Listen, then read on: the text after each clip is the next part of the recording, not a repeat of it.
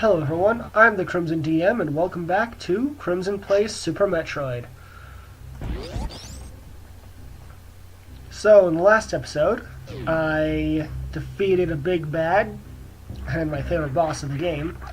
And in this episode, I'm going to start off by doing a little bit of ammunition grinding. And we'll be basically getting some items and exploring some areas that I haven't been able to explore yet as we make our way back out of No Fear.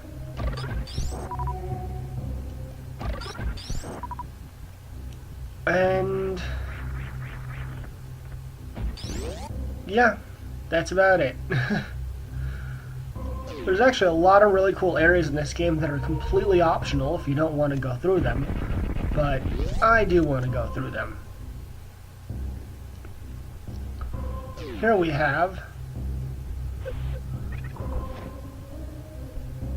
a nice little area to get some more items and ammunition and health if you run out, which while I was searching for, while I was trying to get an item, which I skipped over like 15 minutes of me failing, I had to come up here a couple times.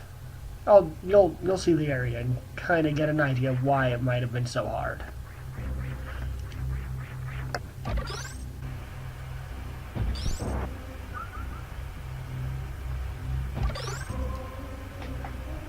So, I've always kind of liked this area down here because it was a surprise the first time I went through it. You see, I remember the first time I went through this, I went down and realized very quickly I couldn't get back up. And there's not a save down here, which means I had to figure out how to get through this area. And I very quickly realized I needed a power bomb. But it took a little bit longer to figure out that I needed to run, because the speed boots were still pretty new to me at the time. I was actually watching a video series talking about the complete history of Metroid, and mentioning how Super Metroid is very likely the best in the series. And beyond being that, it's also perhaps one of the best games of all time. The amount of length that Nintendo went to showcase the game and make it important was kind of amazing. And I'm glad, because the work really does show.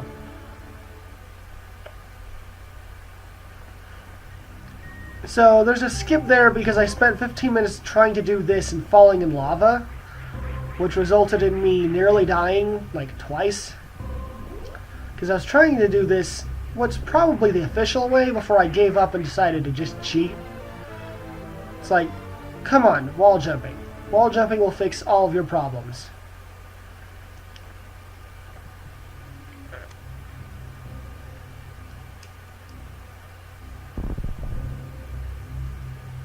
And I can't wait till I get the spring ball.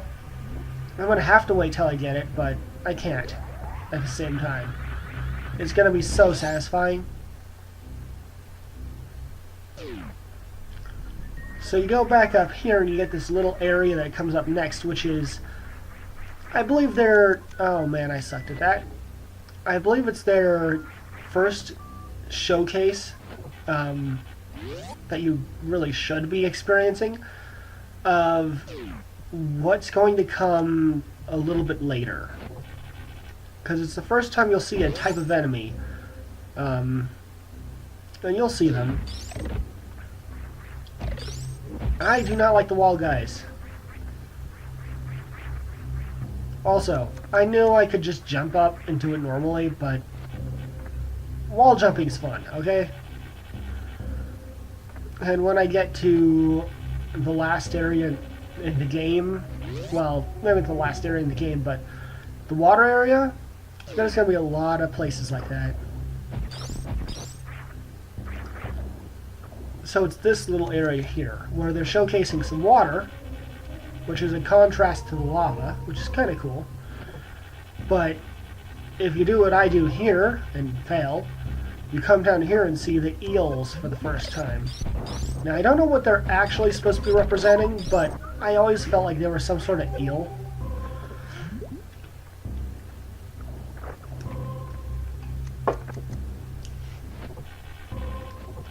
So we just go across here, open that up, and then we're back up top.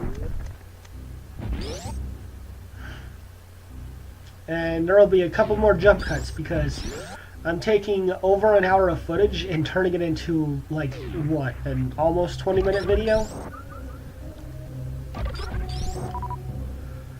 And yeah, I kind of leave this. Like, I cut out a lot of the little things.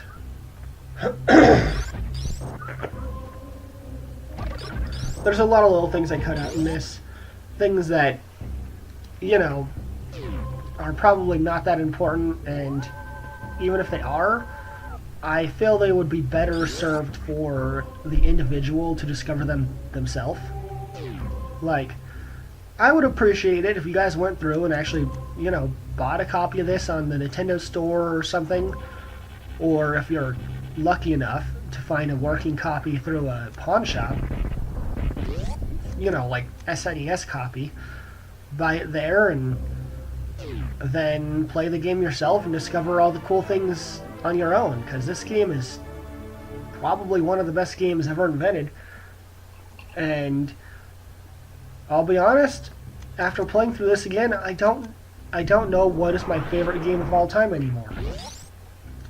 If you would have asked me before I started replaying this what was my favorite game of all time, I would have just answered without thinking Resident Evil 4.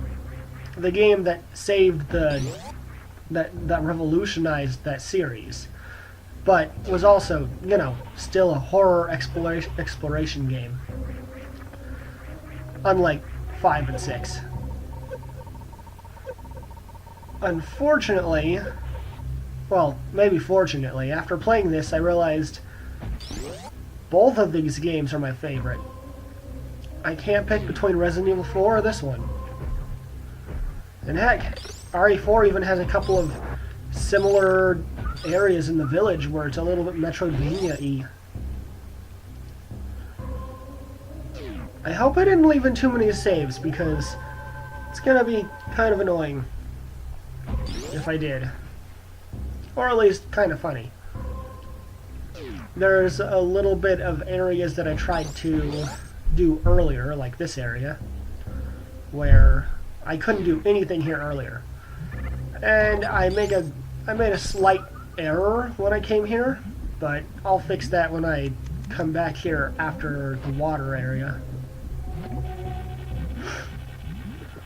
I think it's really cool that they save the water area for one of the very last areas in the game, because it makes it feel more mysterious and more worthwhile getting to.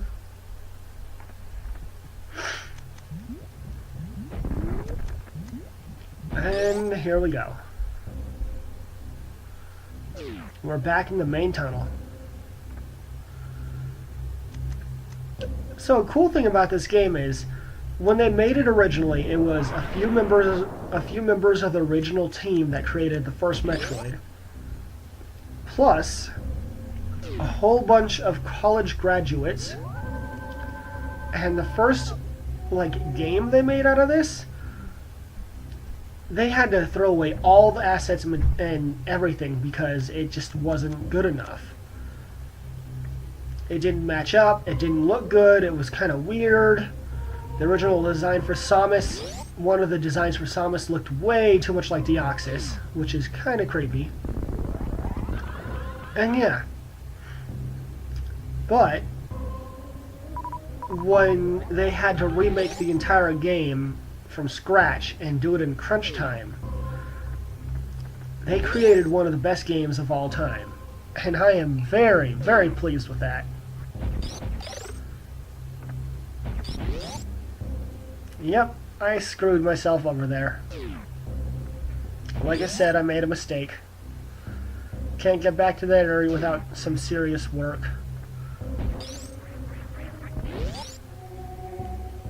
So there'll be a jump cut here in just a moment.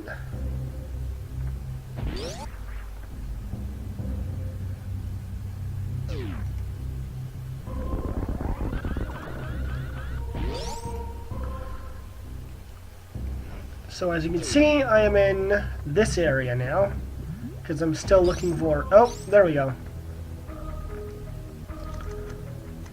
I was looking for some more extra stuff, and I think at most I found a couple missiles.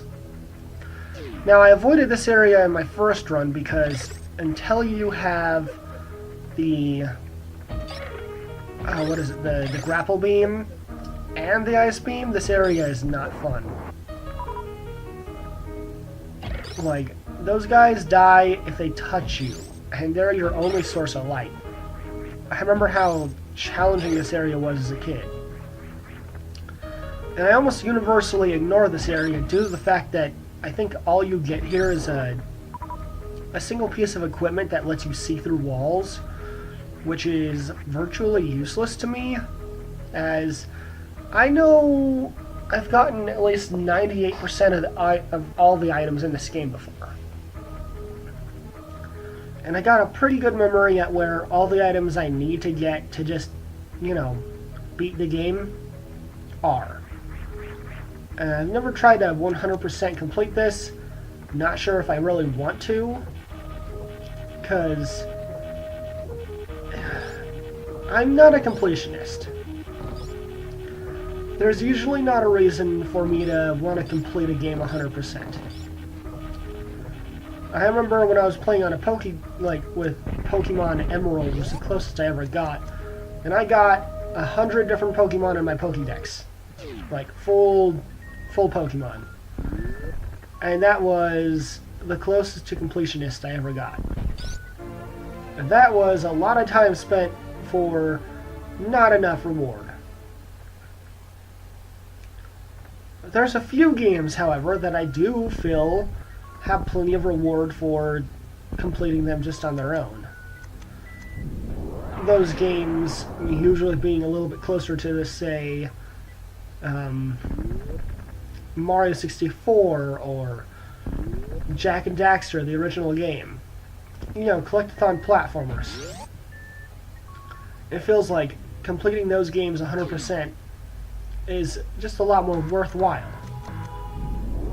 Because aside from the coin challenges, well, even those are a challenge. Like, you feel like you're doing something to actually beat the game.